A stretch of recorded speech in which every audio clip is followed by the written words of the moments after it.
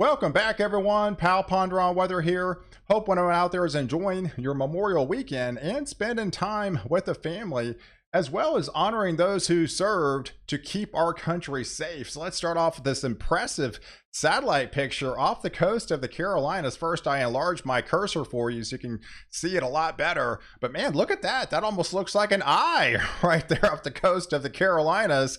And some of these winds are upwards to 40 miles an hour. This is considered, based on the latest guidance from the National Hurricane Center, a non-tropical type low. But I have a feeling once they go back and kind of reanalyze everything, this is going to be one of those systems that are probably going to be reclassifying months down the road. In fact, they already had a storm earlier that they named back in January, a subtropical type storm.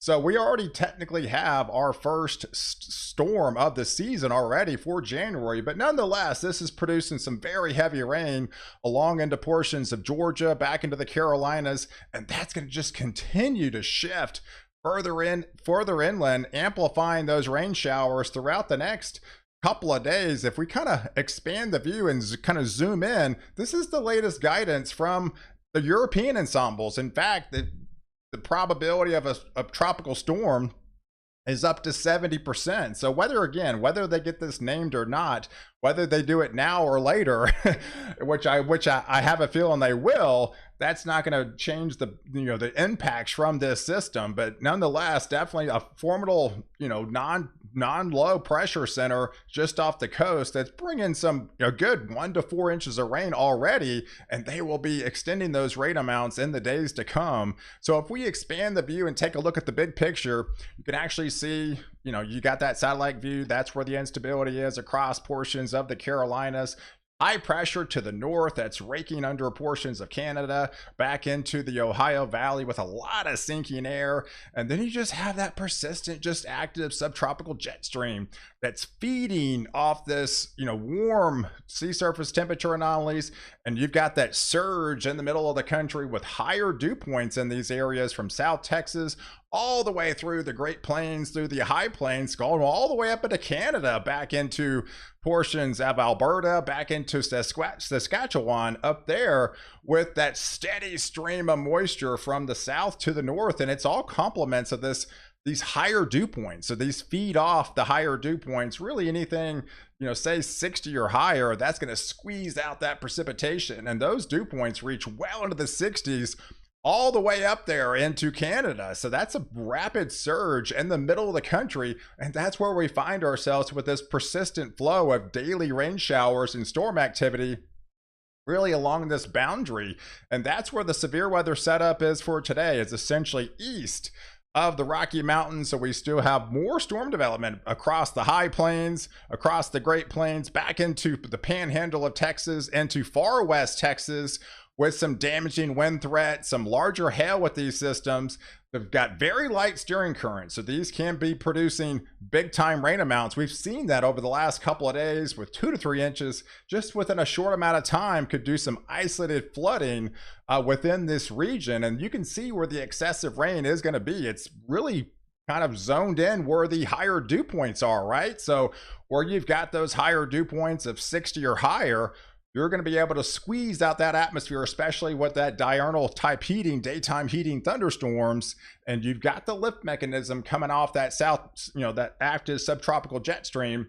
And that's where you find yourself with the heaviest rain really located into South Texas towards the Big Bend region. Some of those areas could see some isolated flash flooding later on this evening into the early evening time frame. But look at the jet stream, right? So you can really see this is pretty evident as we even head into next week. We've got this just persistent subtropical jet stream that brings in these relentless storms kind of all week long.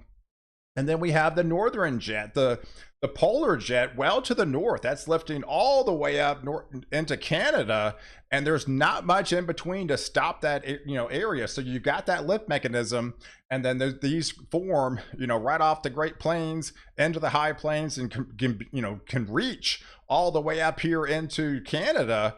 And they've got, since the jet streams so far north, they've got really light steering currents. And once they kind of bubble up in the atmosphere, they tend to stay in an isolated area, and then they kind of drift southeast on the northwest flow. And this is the persistent kind of pattern that we're going to be locked into really all week long heading into next week. And I'll show you the details here. So here's the breakdown between now and the end of the month, right? So where you are under that ridge of high pressure, it's pretty evident. I mean, those temperatures are really going to be elevating. Some of these areas could be looking at record high temperatures, especially heading into the first couple of days of June. But underneath that, that's where that low pressure is, and where the low pressure is going to be sitting and spinning and meandering. That's where it's going to ring out those daily, showers and thunderstorms. And some of those could have some higher wind gusts associated with them. But mainly, this is just a heavy rain threat and some isolated flash flooding. So definitely be on high alert anywhere in the Carolinas to Virginia, extended into West Virginia. And this could reach portions of eastern portions of Kentucky. But notice just on the dry slot, where the dry slot is, and then that surge in the middle of the country where they've got that lift to the out west, that puts all the action across South Texas into West Texas, back into, good part of the Great Plains, the High Plains, all the way up into Canada with that steady stream of moisture feed. Then as we go into the first couple of days of June, we see it again, right? This ridge really amplifies over the tops. These areas could be, again, we're looking at some record high temperatures by the time we get into that June 2nd time frame, heading into Friday of the upcoming week. And underneath that, we've got lower pressure. So these areas could be well into the 90s up here into portions of the Great Lakes, back into the Ohio Valley region.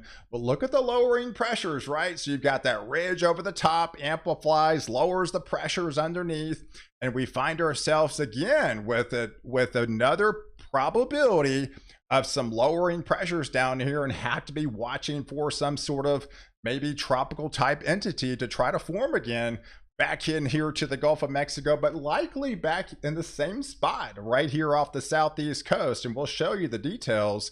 But again, this is the overall, heat anomalies as we get into that June 3rd time frame. And here's the graph in the bottom right hand corner of the screen here, and look at that, folks. Those temperatures are well into the 90s, even approaching upper 80s up there in Canada. But all that kind of record heat, and some of these areas could be looking at 95 degrees in portions of Illinois.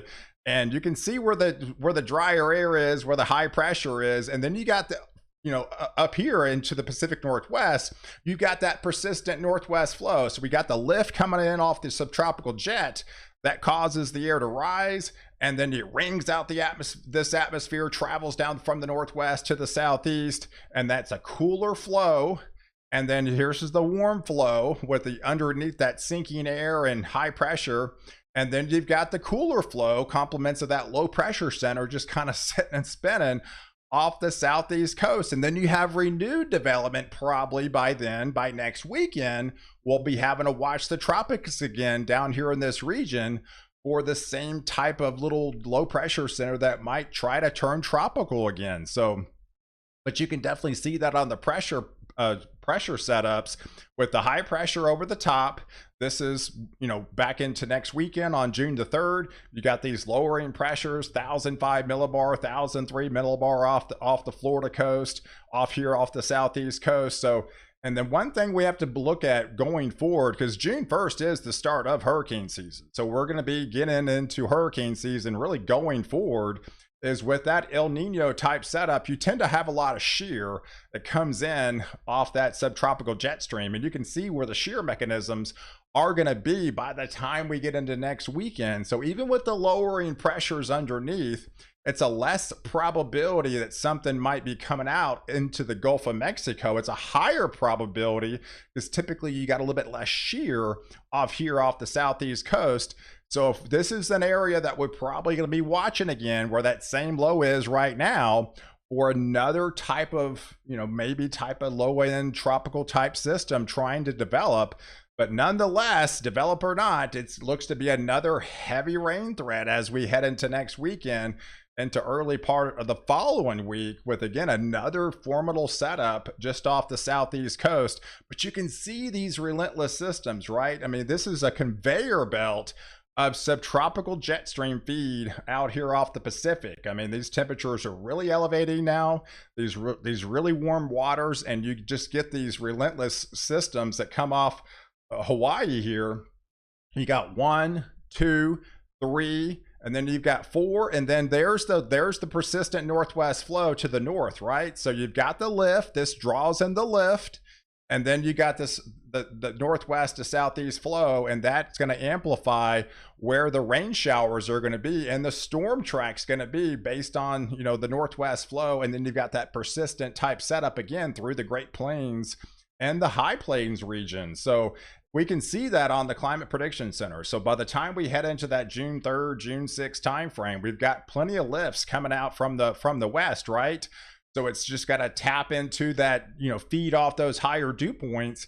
And this is where the moisture surges will be by the time we get into next weekend, through portions of Montana, through Wyoming, back into eastern portions of Colorado, back into western portions of back into Nebraska, get into Kansas, especially into Oklahoma again, back into the Panhandle. You've seen plenty of it. And that extends into portions of central Texas, as well as into portions of Arkansas. But you're going to be fighting the ridge just to the northeast of you up here into Illinois, with that a lot of that sinking air continued to be a dominant feature. So you see the setup, right? So we've got that ridge into the Pacific Northwest, a lot of well above average temperature anomalies for them.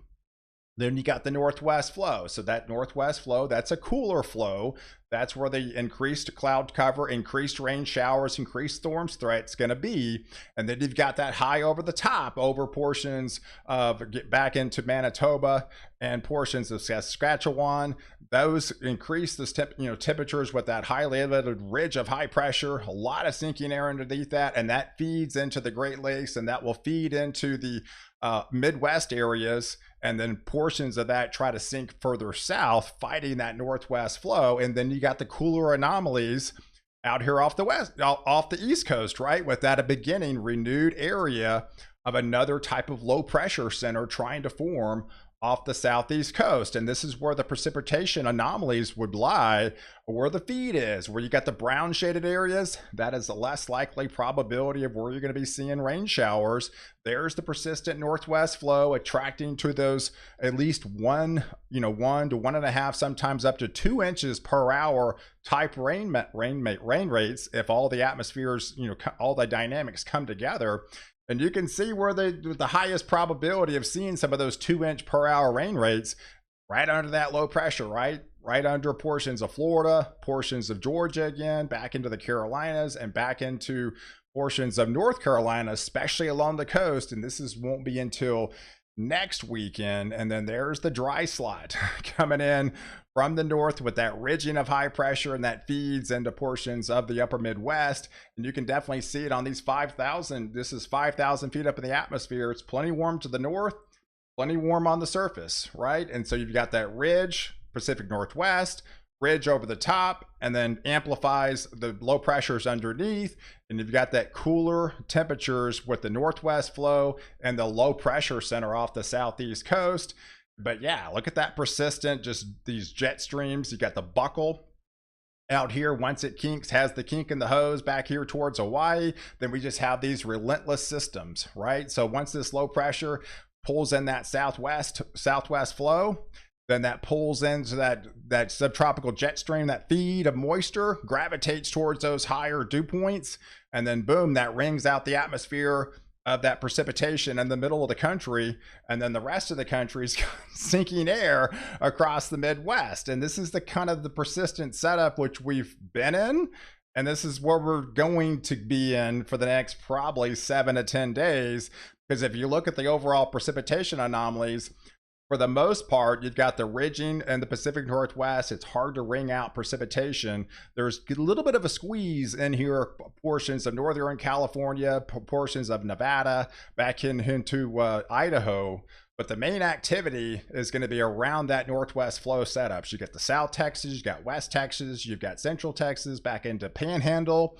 You've got, portions of Oklahoma through Kansas, through portions of eastern Colorado, that back into western portions of Nebraska, through Wyoming, and this feeds all the way up into the border, and then it goes all the way up into Canada, back into portions of Alberta, back into Saskatchewan. All those areas get inundated with the jet stream to the north, right? So that's going to be able to lift.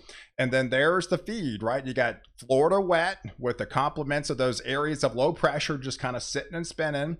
And then off the southeast coast, Carolinas, back into Virginia, back into West Virginia, and hints of Western Kentucky or Eastern Kentucky gets into the action with the heavier rains over the next 10 days, with these particular setups going forward. So guys, I appreciate you guys watching. Definitely follow me on Facebook, Twitter, and Instagram, and hit the subscribe button on this channel and catch my next update while I protect you before and after the storm.